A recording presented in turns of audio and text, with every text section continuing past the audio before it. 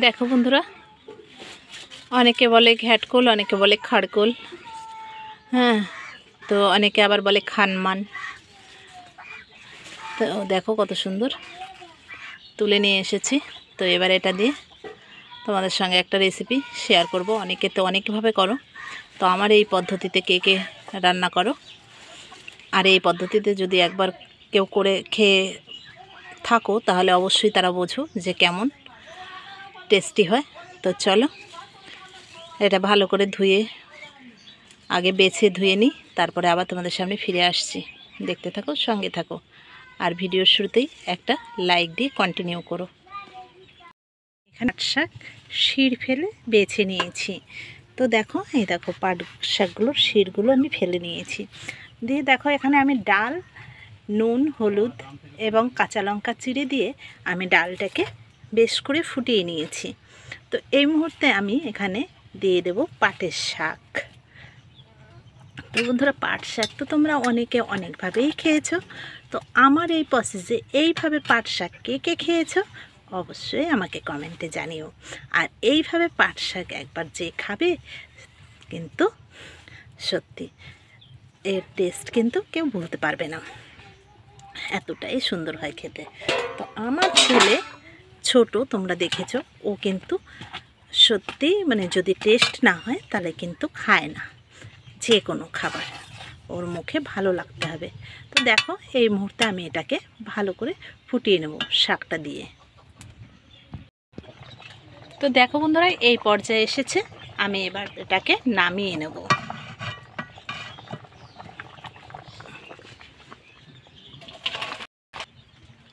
তো দেখো, তেল দিয়ে দিয়েছি কড়াতে, আর দিয়ে দিলাম কয়েকটা শুকনো লঙ্কা। শুকনো লঙ্কাটা পোড়া পোড়া হওয়ার পরে দিয়ে দিলাম কয়েক করে রসুন। রসুনগুলো আমি গোটা দিয়েছি। এবার এটাও আমি একটু ভালো করে ভেজে নেব। তো বন্ধুরা, তোমরা প্রত্যেকে ভিডিওটা দেখার আগে একটা লাইক দিয়ে শুরু করো, তাহলে আমার ভালো লাগবে, আরও অনেক উৎসাহ আমার বাড়িয়ে তুলবে।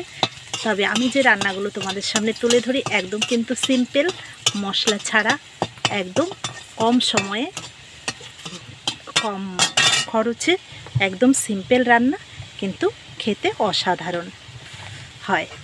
তো দেখো, এখানে দেখো এটা বেশ পোড়া পোড়া হয়ে গেছে। এই মুহূর্তে আমি এটা ঢেলে দেব।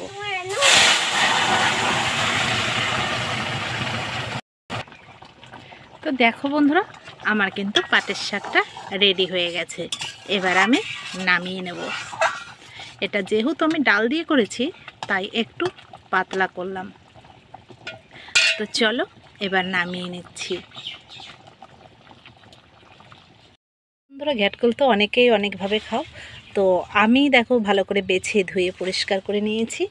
নিয়ে দেখো, আমি দেখো কুচিয়ে দিয়েছি। হ্যাঁ দেখো, ধোয়া হয়ে গেছে। তো এখানে দেখো আমি লঙ্কা কাঁচা পাকা ছাড়িয়ে নিয়েছি, আর এখানে কড়াইতে আমি তেল দিয়ে দিয়েছি। এবার এখানে আমি দিয়ে দেবো কিছু রসুন।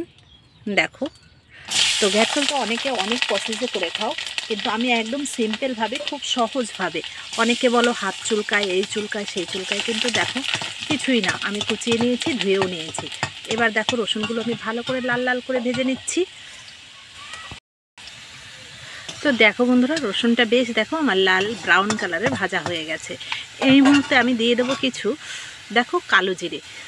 তবে কালো জিরের পরিমাণটা একটু বেশি দিয়েছি, এর মধ্যে একটু কালো জিরে আর এই রসুনটা যদি একটু বেশি হয় তাহলে খেতে কিন্তু বেশ লাগে। আর এর মধ্যে আমি কোনো পেঁয়াজ ব্যবহার করব না। তো এখন দেখো, আমি শাকটা এখানে দিয়ে দিচ্ছি। তো দেখো বন্ধুরা, আমি কিন্তু শাকটা একদমই ভাপিয়ে নিই। অনেকেই গলা চুলকোবে বলে অনেকেই ভাপিয়ে ফেলে দেয়, কিন্তু ভাপিয়ে ফেলার কোনো প্রয়োজন নেই। আমি যেভাবে করছি এইভাবে যদি তোমরা করো তাহলে দেখবে টেস্টও পাবে। আবার দেখবে সিম্পলভাবে যদি এইভাবে, যদি এত সিম্পলে যদি এত টেস্টি খাওয়া যায় তাহলে কে বাড়তি খাটনি করতে যায় বলো তো? তো সেই জন্যই চলো, এবার এখানে আমি নুন আর সামান্য একটু হলুদ দিয়ে দেবো। দেখো, পরিমাণ মতো নুন দিয়ে দিলাম, আর দিয়ে দিলাম এখানে একটু সামান্য পরিমাণ হলুদ, একদমই নামমাত্র। আর এখানে দিয়ে দিলাম আমি এই যে লঙ্কাগুলো আমি নিয়ে রেখেছিলাম, সেই লঙ্কাগুলো দিয়ে দেখো আমি এখন একটু একে ঢেকে দেব।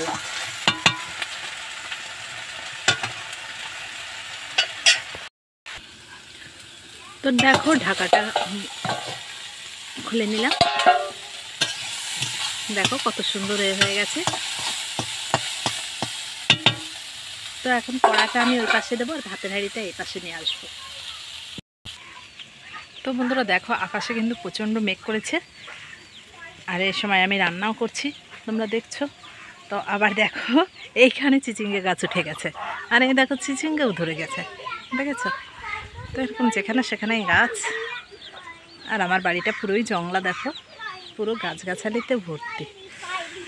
এই দেখো বেগুন ধরেছে, দেখো। তো বন্ধুরা আমি যেভাবে ঘ্যাটকলটা রেডি করলাম, তো এটা কিন্তু খেতে অপূর্ব টেস্ট লাগে। এবার আমার দেখো চলো কেমন হয়েছে দেখে নিই। দেখো প্রজাপতিটা কি সুন্দর উঠছে।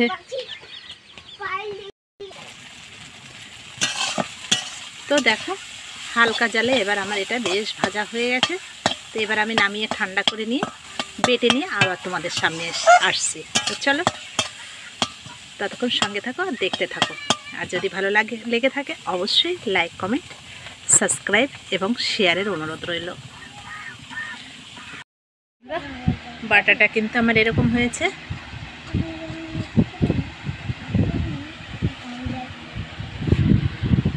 আর এই দেখো শাকটা কেমন সবুজ, দেখতেই পাচ্ছ। তো চলো খেয়ে নেওয়া যাক গরম গরম ভাতে।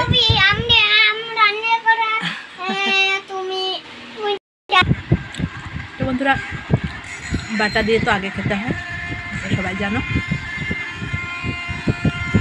এই বাটাটা এইভাবে এত সিম্পলভাবে খাবে,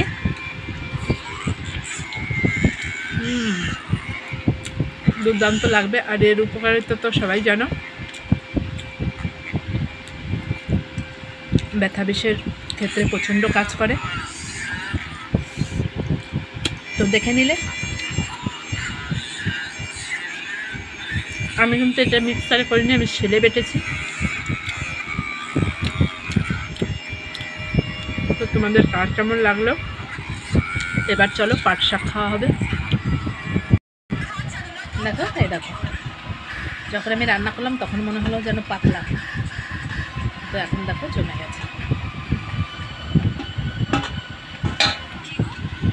তো এইভাবে রান্না করলে কিন্তু দুর্দান্ত লাগে, আর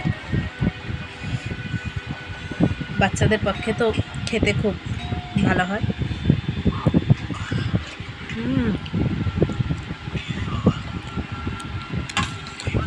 তো বন্ধুরা দুটো রান্না তোমাদের সঙ্গে আজকে শেয়ার করলাম, কেমন লাগলো অবশ্যই কমেন্টে জানিও।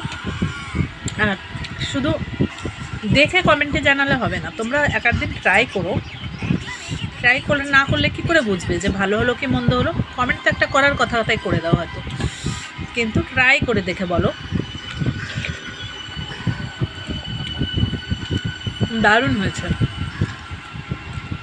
তো চলো সবাইকে অসংখ্য ধন্যবাদ ও অনেক অনেক ভালোবাসা এতক্ষণ আমার সঙ্গে থাকার জন্য, তোমাদের এত মূল্যবান সময় আমাদের দেওয়ার জন্য। আবার অন্য কোনো দিন অন্য কোনো রেসিপি নিয়ে হাজির হচ্ছে। টাটা।